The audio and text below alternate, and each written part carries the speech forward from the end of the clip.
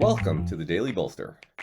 Each day we welcome transformational executives to share their real-world experiences and practical advice about scaling yourself, your team, and your business. Welcome to the Daily Bolster. I'm Matt Blumberg, co-founder and CEO of Bolster, and I'm here today with Rich Maloy. Rich is a partner at Springtime Ventures. He is the host of his own podcast called the VC Minute, which I just recorded on Monday of this week with him. So that will come out sometime around the same time that this podcast comes out. Rich, welcome to the Daily Bolster. Awesome. Thanks, Matt. I love the work you're doing with the Daily Bolster and honored to be here. Thank you. So can you describe for our audience real quickly, Springtime Ventures? What is your sweet spot? Absolutely. So we're a seed stage fund. We are investing nationally, USA only, software only. Typical check size for us is $600K. And we invest only in fintech, insurtech, logistics and supply chain, and healthcare.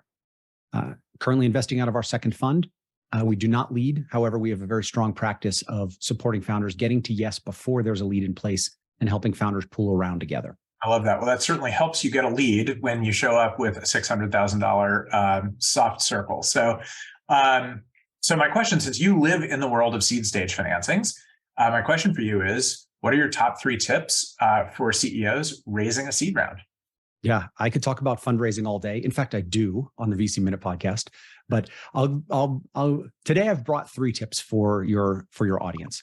The first is the cornerstone analogy for the VC Minute is the pool party, right? And you think that you're fundraising, but what you're actually doing is throwing a pool party, except it's worse. It's like a high school pool party where the peer pressure is so thick you could cut it with a knife. Everybody's milling around the pool, but nobody wants to be the first one in the pool. Because if I jump in and nobody else does, now I'm soaking wet and I look like a fool. And so what you have is, instead of FOMO, is you have FOLS, fear of looking stupid. Everybody's milling around going, hey, Matt, are you going to get in the pool? I'll get in the pool if you get in the pool. What you want to do, what you have to do as a founder, is you have to keep scooting those investors closer and closer to the edge of the pool. And now where the analogy breaks down is just as important as the analogy itself. And that is that other investors can't actually see each other in your virtual pool party. So you have to constantly communicate to every investor that there are other investors around the pool, that you've got a hot pool party, that there's people in the pool. Maybe Springtime is in for $600K. Talk about that all day long. Whoever you have in the pool, you need to communicate that back to your other potential investors. Man, that is vivid. The pool party and the fear of looking stupid. All right. What's number 2? So number 2 is founders don't ask enough questions, right? To flip the tables, right? VCs are professional question askers. And as soon as we get started on our call, I'm just going to start driving questions. And I'm going to drive questions until we either run out of time or I run out of interest.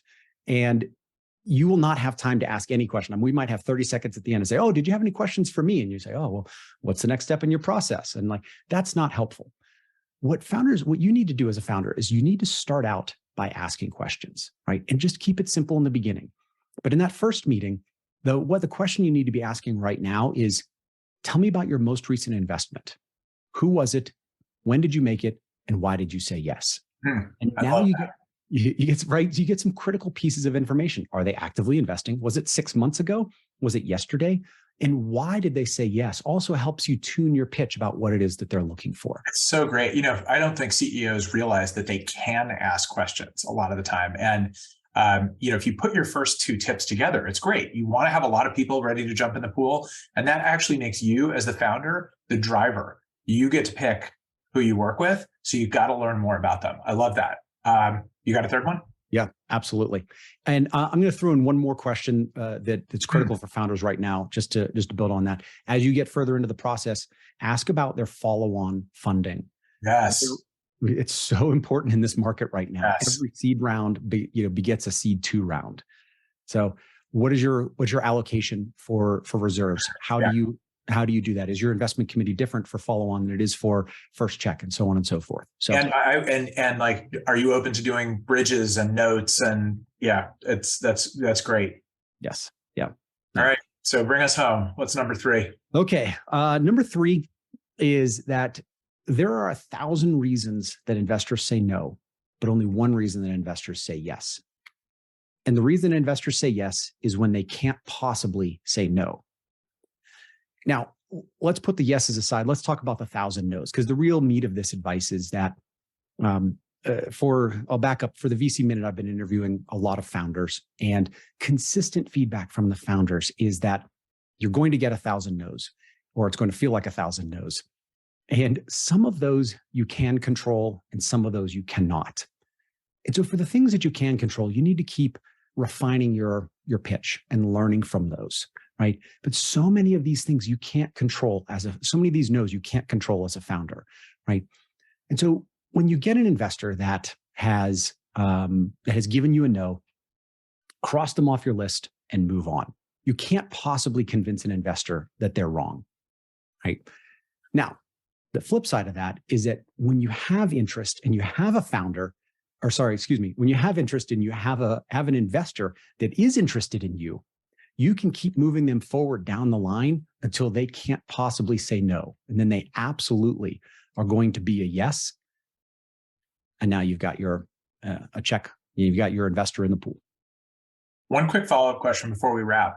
If you hear no, what is your advice on either asking for feedback or asking if it's no, never, or no, not now? That's a great point. I would hope that investors that are saying not now truly mean no, not now, right? And that's fine. The first thing you should do is say thank you, because it was Jenny who said the term the half ghost. I really love that from season 1. I call it the shits, the show high interest, then stall strategy, right? So if you're getting the shits or you're getting the half ghost, cross that investor off the list. They're not helping you. The investor that said no, thank you. That's wonderful. No is the second best answer. Do ask for that feedback. How do you ask for feedback? You just ask for it. Tell me why, right? And not with the intent of to convince them otherwise. You're not going to convince them otherwise. Put that down, drop the curtain, right? And get the real, genuine feedback. Rich Maloy, Springtime Ventures. Thank you for joining me. Thanks for having me, Matt.